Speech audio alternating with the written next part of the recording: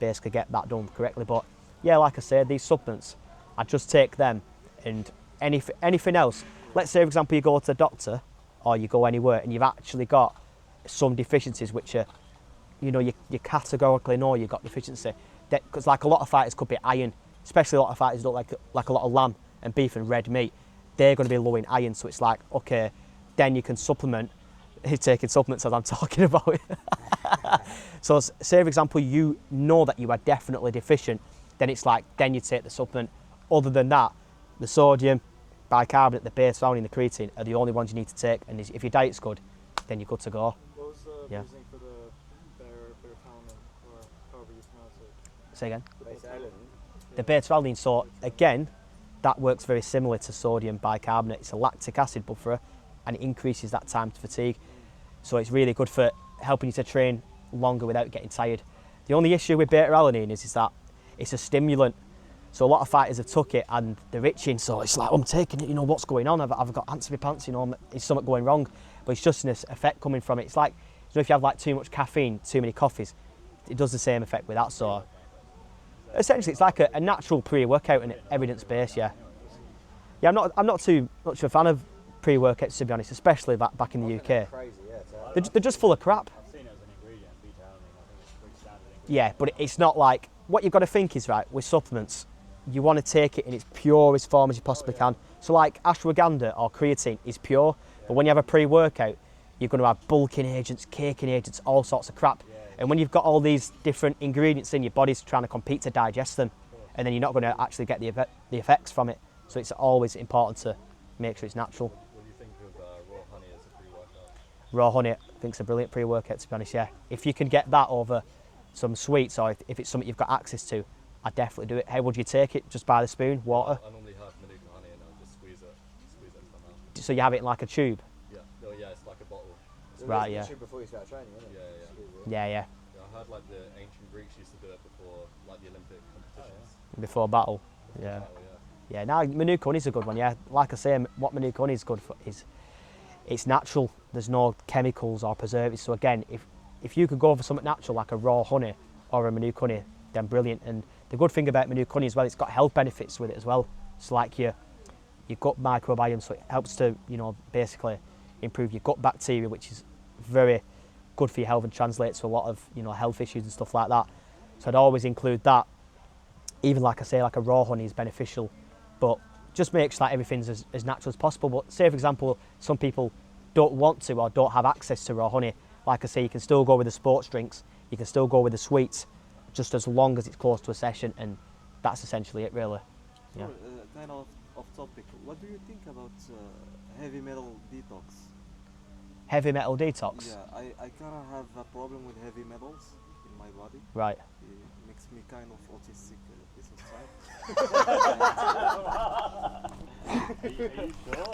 The good type Yeah, of autism sometimes. or the bad Yeah, type? no, not the good side. So you think there's a bit of ADHD there? Yeah. Just a little bit on the spectrum, Have you had like blood tests done? Seriously. I know a that you guy have who's really specialized. high heavy metals in your blood? Yeah, doctor told me. Oh, really? Yeah, Okay. I have a problem with it. Really? So what It do is you... real, by the way. I'm laughing just because of the way you said it. But it just makes me always a little bit autistic. It is a valid concern. So in terms of the heavy metals, do you mean like, is that coming from your diet? Yeah. I was wondering also if smoking also can cause it. I mean, it's a difficult one to answer because there's a lot of ways to answer it. I think, like especially if you're having a lot of like plastics and stuff, and like you're heating food up, then obviously that's going to have an effect. Like the plastic's going to leach into the food, especially say you've only got like a chicken and rice and you microwave it. You know, when you're heating it, especially with plastic, it's going to leach into the food, and then that's going to go into your body. And the same with like a lot of like, you know, like when you get water, especially like in Thailand, even in any country, a lot of like tap water is unfiltered, so it's got loads of chemicals and crap in. So was you drinking like a lot of tap water before? For sure, I was drinking a ton What of about tap fish? water. Do you eat a lot of fish in your life? Yeah. Yeah, like sardines, salmon, Yeah, like sardines. foods like that, Definitely. especially tuna in the tin, because obviously they've got a lot of mercury in heavy metals, and that can translate. So what I do for that is I just try and make sure that your diet is as natural as it possibly can be. So just getting rid of any like, you know, like this here glass water, and just not limiting your fish consumption and making sure your food's all natural. Just like I say, just do it the natural way, and I mean, over an extended period of time, you probably see differences. So I'd literally just avoid that, to be honest. Yeah.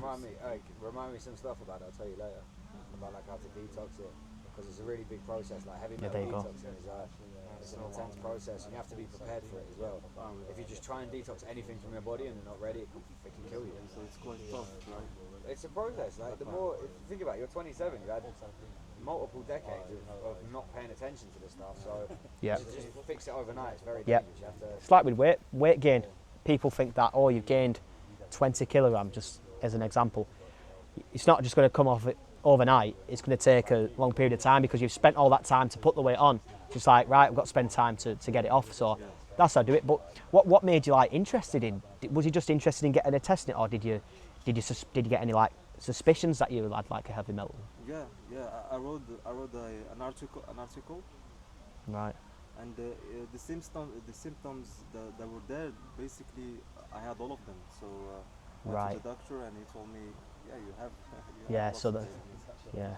No, I definitely use them tips. So yeah, Yeah. keep it as natural as possible, What and about, then it should be I've got a okay. question in terms of what can you eat in those final 2-3 days where most of the weight is going to come off? You're sodium depleted, you're carb depleting, in some cases no carbs. Oh, by the way, sorry, 2 questions here. One, is it literally 0 carbs like 2-3 days out if you have got a massive cut? Yes, I'll answer the first one first. In terms of the meals that you Yeah, what can be you- eating, If you're really depleting hard on those last 2-3 days out, no Yeah. vegetables, no fibre, what can you have? yeah. So usually what I'd like to do is I'd still keep 4 meals in there, just making sure that the weight of the food is low.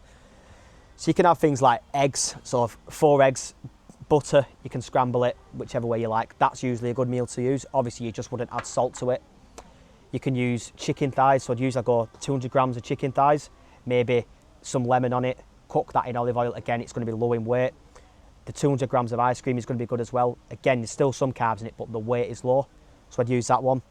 You know, the examples can go on and on and on. You've just got to make sure the Lean fibre meat is low. most of the time. Yeah, lean meat, even fatty meats, because that's going to keep the calories up as well and Fat, give you energy. would you suggest increasing fats in those last 2-3 days as the carbs come down? Yeah, exactly. So when you lower your carbs, you've got to get the energy from somewhere else. So what you would do is you'd go, right, more protein and more fat. But I'll kind of overlap these questions now. So when you're saying about the carbs, what you would do is the 3 to 5 days out, you would lower your carbs 50 to 75 grams. But if you're a guy who's got a significant amount of weight to cut, 6, 7, 8 kilograms, you would literally go 50 grams of carbs, maybe even lower. I try not to bring it lower than that because it's just going to deplete you too much. But if you was doing that, you just essentially make sure that the food you're eating adds up to that 50 grams across the day. So again, your lean meats, you've got your high fat meats as well, you know, your low fibre vegetables, so things like red peppers, asparagus, even spinach is good. And it's just, yeah, making sure all them elements are in place. Like the main thing on Fight Week as well is looking around how you can enjoy the food, because most likely if your food's not seasoned, it's not got salt on it, it's not going to taste very good. So you can like use low sodium seasoning, so things like turmeric, cayenne pepper, low sodium Cajun seasoning, and just adapting it around them. Even herbs like rosemary, basil, parsley, chives, none of them are really going to have any amounts of sodium. So you can play around with so many different foods and basically find out what works best for you and what you enjoy. So, yeah. Has anyone else got anything? Yeah. Anyway. In terms of like dairy consumption in Fight Week. Dairy consumption. Yeah. So do you mean, is it bad? Are you asking? Or would you cut it out, or like how would you? 'Cause I No. guess it's quite dense. I mean, sometimes you can. What I do is with dairy foods, particularly like things like milk, they're going to have higher amounts of sodium in them. So we would take the milk out for that reason, or just make sure it's a low amount. But in terms of things like, you know, cottage cheese, we'd probably keep that to a minimum, because cottage cheese has got something in it called casein, which is a slow digesting protein. So obviously if it's slow digesting, it's going to stay in your body much longer. And the idea is you want food which is going to digest and be processed quickly, so we keep that out. But things like, I don't know, cheeses and, you know, like your butters and stuff like that, you still keep them in. The key is to just keep the weight low. So say, for example, you did want to keep some cottage cheese in, you just make sure you've got like 100 to 200 grams, because anything above that is probably going to creep the weight on the scale. So that's just essentially the way to look at it. Yeah. And like I say as well, just add another thing. you can still eat these 4 to 5 meals on fight week. Just make sure like they're spread around. You're cutting the food off early, so like 5, 6 p.m. in the evening, even earlier if you've got more weight to cut off, and then that's going to increase that time gap in between you finishing that meal, in between you waking up in the morning, meaning if there's a bigger time gap, your body's going to be more efficiently able to digest that food and you're going to weigh less. So it's just about getting all the variables ticked off and nailed in, and then if you do that, you're going to be sweet really. It's just working what's best for you, essentially, yeah. Got any more questions or? Is there, like, just in general in everyday life, is there like an ideal time for having dinner, or is there like a time where it's too late and that's going to sort of mess you up in the morning? Right, so when you say ideal time for having dinner, you mean sort of like before you go to bed, how close should you eat to bed? It's a good question. So ideally you want to be having your last meal, I always advise. I mean, I wouldn't necessarily go with the time, I'd more likely go with the time period. So say for example you go to bed at 11 at night, I'd probably have that meal 3 to 4 hours before, so like 5, 6 p.m, especially if it's a big meal, give your body enough time to digest it. But say for example you're a little bit more hungry later in the evening, I'd have like a lighter snack 2 hours before. So say for example 2 to 2.5 hours before you go to bed, I'd have like a Greek yogurt, some berries, maybe a bit of honey, or even just a protein shake just to keep your tops off. The issue is if you have something too close you go to bed, let's say for example you have, some chicken, broccoli and some pesto or pasta an hour or 2 hours before bed, it's a heavy and dense meal. Your body is going to be basically diverting all that blood flow and energy to your digestive system, and it's going to make you feel really alert, and you're not going to feel relaxed. And as I mentioned before, going to bed is all about relaxation and basically calming yourself down as much as you can. So you want to make sure you're doing that. And one of the other problems as well is, let's say for example you have loads of ice cream or sugar before you go to bed, like an hour before, it's going to disrupt your sleep because it's going to raise your blood sugar levels up and bring it back down, because through the night that's going to lead to spikes. So it's going to go up and down, and most likely if you've got spikes in blood sugar levels, it's going to wake you up, because them spikes in blood sugar levels basically say to your body, right, I need energy now, and that's why you'd wake up. So you've got to make sure that you have your last meal 3 to 4 hours before you go to sleep, and then your blood sugar levels are stable, and that gives you a good night's sleep. Because another thing as well is, like, if you have food too close to bed, I've noticed with myself, I mean everybody's different, but what I've noticed is that if you have too many carbs, pasta, rice, potatoes, sweets before you go to sleep, I wake up quite tired and lethargic the next day. So like I say, if you can push that window back, the better you're going to feel the next day. Try it, see how you feel. 3 hours it says. Yeah, so try it maybe one night, have your last meal, your big meal like the chicken, rice, broccoli 4 hours before. Maybe you do that, have it 2 hours before. You obviously know it's going to work, but it'd just be good to experiment, see how your body reacts, because everybody's different, you know what I'm saying? So yeah. I have a different reaction to that. You think you have a different reaction? Yeah. Bigger the meal before I sleep, the better the morning after that. Do you feel like it makes you fall asleep faster because you're tired because of all the food? Yeah, I feel I have more testosterone if I have a very big meal at night. Yeah, so specific, more testosterone. Yeah. So like I say, everybody's different. So some people will find that if they have a bigger meal before they go to bed, it actually tires them out. Like, you've heard of the expression, a food coma. Like if you have a massive meal throughout the day, because especially if it's loads of carbs in it, it's going to spike your insulin, again, your blood sugar levels quickly, bring it back down, and then you feel tired. But even some guys like yourself, you might have a big meal before you go to bed, tires you out, you fall asleep, and then you wake up fine the next day. Everybody's different, everybody's body reacts differently. It's just about experimenting. But yeah, it's interesting take on that, to be honest, yeah. Any more questions? Had quite a few there, haven't we? Yeah. Do you have any hacks, like if you're getting a bit of a case of insomnia and like lights are off but your eyes are wide open and you're tossing and turning, but you can't? Yeah, so insomnia. Would it be better getting up again, sort of trying to put yourself back into a state of? Do you mean if you've already woke up in the night?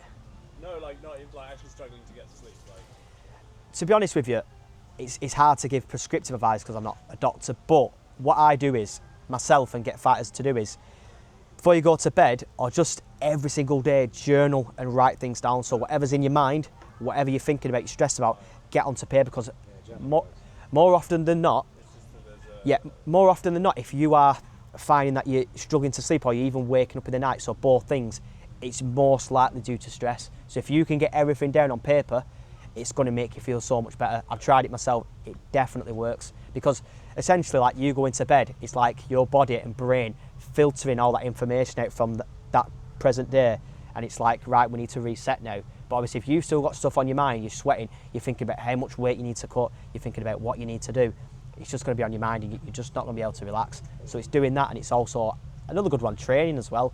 Get the more active you're getting, the more you're getting out in sunlight, and the more active, like, runs you're doing, cycling and training sessions, the more that's going to relax you, and it's just going to tire you out. So that's essentially what I would do for that, to be honest. Physical Yeah. one as well, you can It's do. two ways supposed to do as a human, yeah. Lie off the head of your bed, where your head hangs slightly, not to the point you're like upside down, Yeah. but you go to the side, take some really deep breaths, and stretch out everything, tense it all, like you have to really be mindful, like you tense every single fibre, relax it, a few more deep breaths, do that like 3 to 5 times. There's something about hanging off the bed and then stretching everything, and then Yeah. you're telling your body, look, like, by virtue of tensing and relaxing, I find that helps, puts you in like a meditative state. I've even seen some people, and they'll put their feet up against the wall. Yeah, things like this. Yeah. Yeah, it's true, you can do physical hacks as well. Yeah. There's loads of things that you can do. It's like I say, it's just about experimenting. But I definitely think, though, the journaling and writing things down is probably the easiest way to do it, because most likely it's stuff that's on your mind. So it's like, how do you get that off your mind? So it's journaling, and obviously going for a walk, getting out in sun, training. That's most likely going to make things easier, make you less stressed. Yeah. That's it.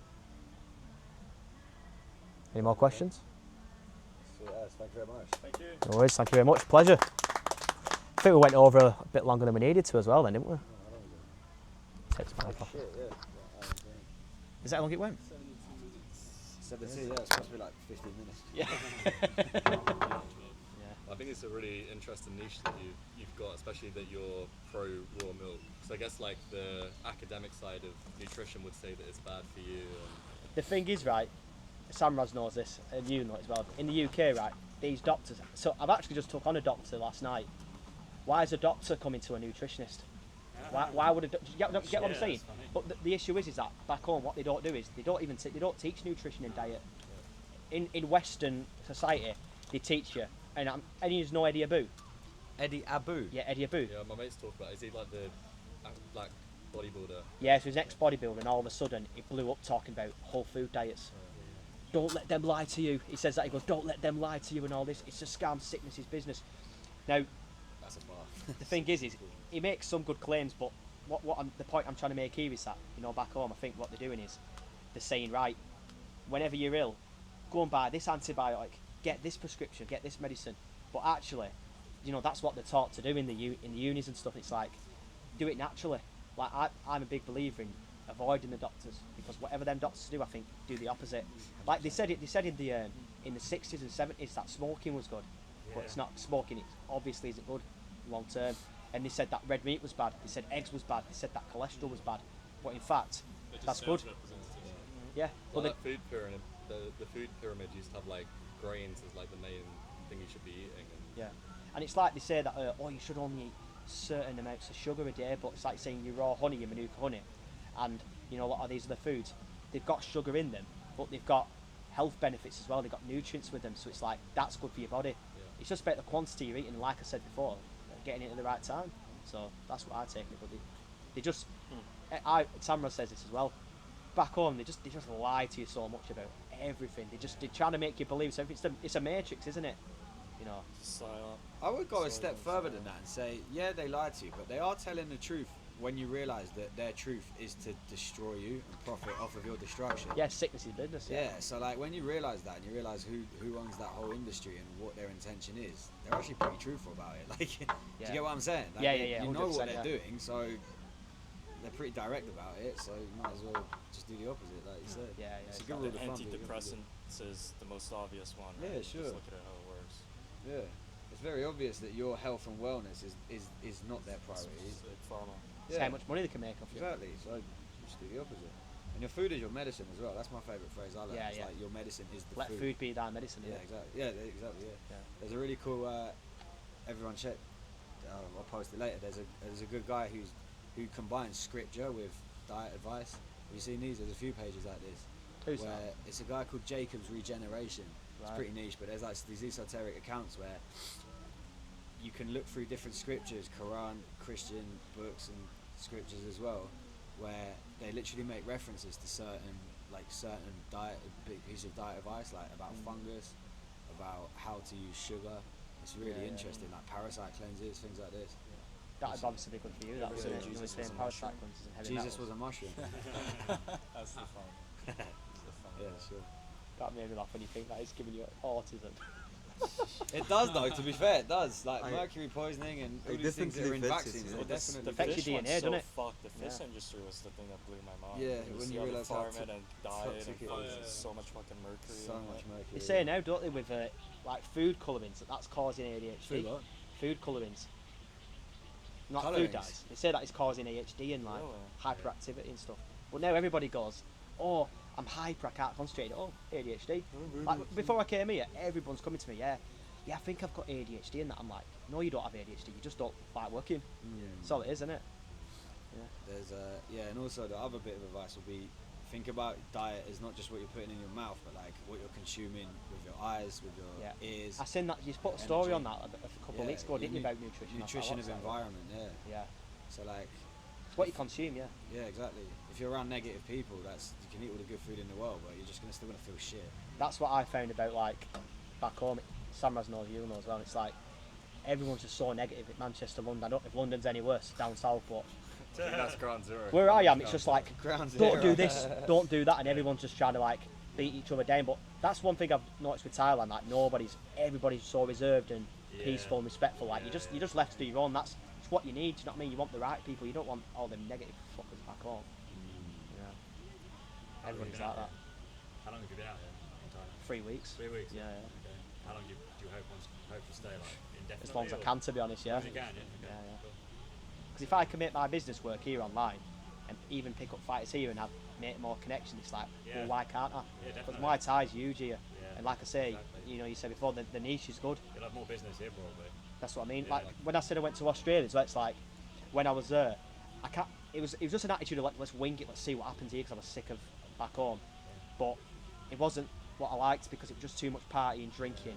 The fight for stay here, there's no way I'm gonna like progress You here. adjust your prices a little bit. I mean, in any event, you don't need as much money to live out here, so you can. That's what I mean, yeah. 'cause, like, a lot of the fighters here, they don't have a lot of money, so you got to. Yeah, that's one of the barriers, and that's what I'm saying. So like now, I'll try and bring as many fighters as I can, who are either going to pay in pounds, obviously dollars, even Australian dollars. Like, I've got some Australian fighters, Yeah. and it's like if I can avoid them paying me in baht, then Well, still gonna exactly. make money. Yeah. Because if let's be honest, what if I charge like let's just say randomly, so let's say we're going to charge 1,000 for a camp Yeah. in pounds, what's that going to be in baht? Do you know what I mean?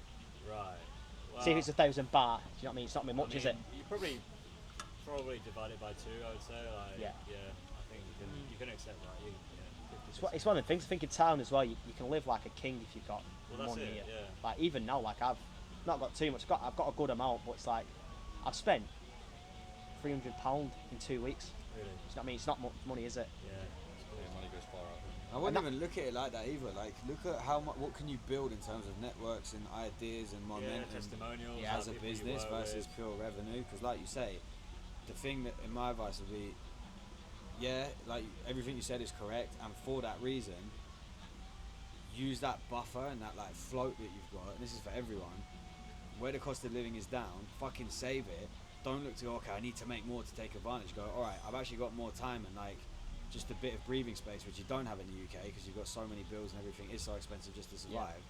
Where here you're realizing everyone out here is like-minded, everyone's sovereign, everyone's entrepreneurial, and cares about being good, like optimizing Yeah. himself. So build the network, and Yeah, then the yeah. revenue will just follow. The right people that align with you will just help you build the revenue. Like don't just 100%. chase purely the revenue. It's like even with you. I got you through Jack Hopkins' YouTube video. You did the training video with him, and I thought I found you interesting. I thought he's an interesting guy. This, so I just clicked on the YouTube, and I think it had a link to your account, so I just viewed your Instagram, and then Right. I'd messaged you. And do you remember when I messaged you a Oh, couple of years sure. ago? Yeah. And then that's how I Okay, essentially well came this here. is my point, and that's from just being out here. Yeah. Do you get what I mean? I can put you in contact with so many fighters that will actually need weight cut stuff, so Exactly. that's the way to do it. Do you get what I Network's mean? net worth, and the thing is that I had back home is, listen, I had some fighters back there and stuff, but it's like you can't really. There's only so much you can do in your home